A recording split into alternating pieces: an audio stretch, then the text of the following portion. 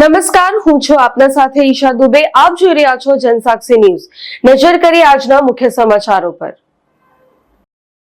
અંકલેશ્વર વિસ્તારમાં સગી દીકરી સાથે દુષ્કર્મ આચરી શારીરિક શોષણ કરતા પિતાને અંકલેશ્વરની કોર્ટે આજીવન કારાવાસની સજા ફટકારી 55,000નો દંડ ફટકાર્યો હતો. નરાધમ પિતા પોતાની સગી દીકરીનું છેલ્લા 1 વર્ષથી શારીરિક શોષણ કરતો હતો. અંતે દીકરીએ પોતાની મોટી બહેનને સમગ્ર હકીકત જણાવતા પિતા વિરુદ્ધ અંકલેશ્વર રૂરલ પોલીસ મથકમાં ફરિયાદ નોંધાવી હતી. બનાવની વિગતો અનુસાર અંકલેશ્વરમાં વિસ્તારમાં પિતા પુત્રીના સંબંધોને લાંછન લગાવતો કિસ્સો 2023માં સામે આવ્યો હતો. પત્નીના મૃત્યુ બાદ પોતાની સગીર વયની દીકરી સાથે ધાક ધમકી આપી વારંવાર દુષ્કર્મ આચર્યું હતું.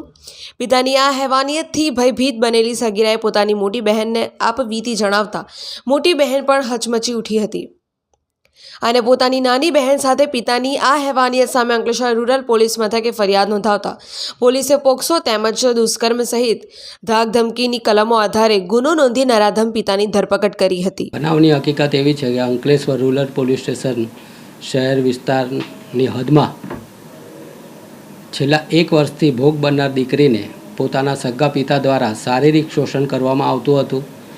ભોગ બનનાર બાળકીથી ન સહન થતાં તેને પોતાની નાની બહેનને સાથે રાખી પોતાની મોટી બહેનને સમગ્ર ઘટનાની જાણ કરતાં આ કામના ફરિયાદી અંકલેશ્વર રૂરલ પોલીસ સ્ટેશનમાં પોતાના સગા પિતા વિરુદ્ધ ફરિયાદ નોંધાવે છે.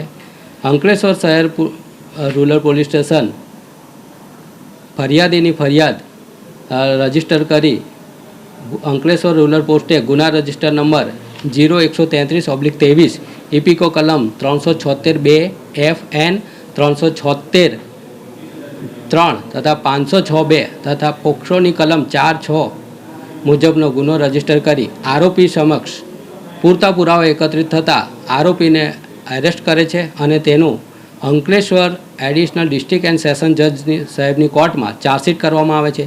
પ્રોસિક્યુશન તરફે કાર્યવાહી અમને સુપ્રત કરતાં અમે આ કામે 38 જેટલા દસ્તાવેજી પુરાવા તથા 19 શાહેદો તપાસેલા છે.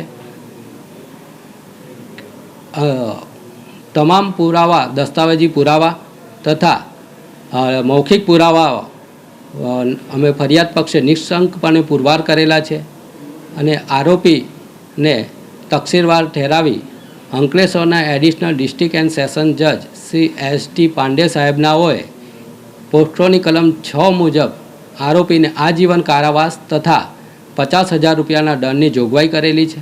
દંડ ફરમાવેલો છે ને જો દંડ ન ભરે તો વધુ 2 માસની સાદી કેદની સજા ફરમાવેલી છે તથા વધુમાં અમારી દલીલો કાર્ય રાખી ભોગ બનનાર દીકરીને 4 લાખ રૂપિયા જેવું સરકાર તરફથી વળતર અપાવવાનો આદેશ પણ ફરમાવેલો છે.